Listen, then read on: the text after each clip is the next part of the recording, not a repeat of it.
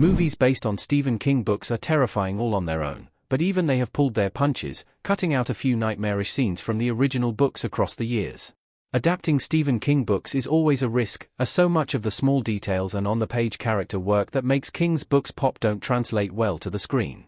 The result is that some Stephen King movie adaptations have been fantastic, while others, like The Dark Tower 2017 and its mangled ending, show what happens when a movie adaptation doesn't fully grasp what King is selling with a particular story.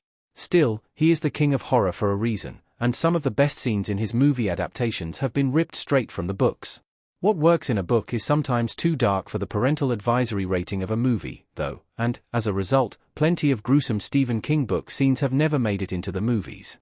Some are cut completely, while others are drastically changed. That means some of the most terrifying and horrific scenes in Stephen King's books have never gotten a screen adaptation, and may never. 10.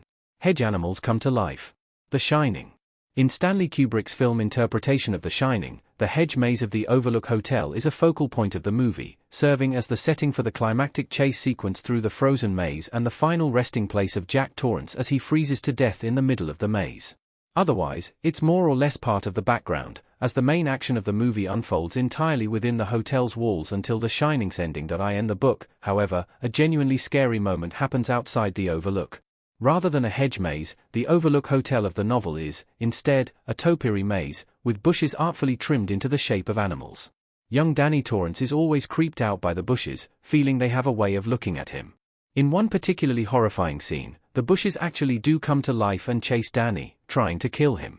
It doesn't sound that scary on paper, but from his child's perspective, the Shining scene turns into a living nightmare for a child with psychic powers he doesn't understand. Jack beats himself with a roque mallet. The Shining.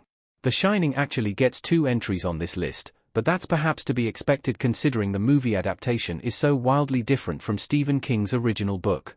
That's not to say Kubrick's version of The Shining isn't a masterpiece, but in reality, it's more inspired by King's novel than an adaptation, especially the ending. In the movie, Jack is completely possessed by the hotel and chases Danny and Wendy with an axe into the hedge maze before succumbing to the elements and freezing to death.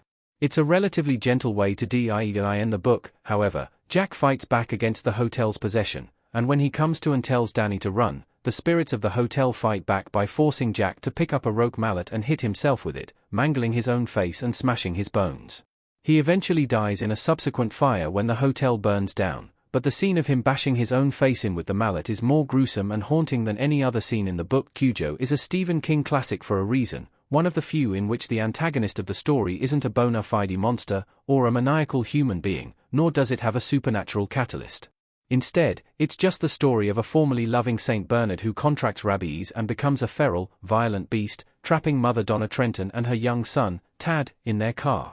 For so many reasons, it's one of Stephen King's most tragic stories, but the movie ends on a relatively happy note, at least for the humans, with Donna and Tad making it out alive after Donna manages to shoot Cujo.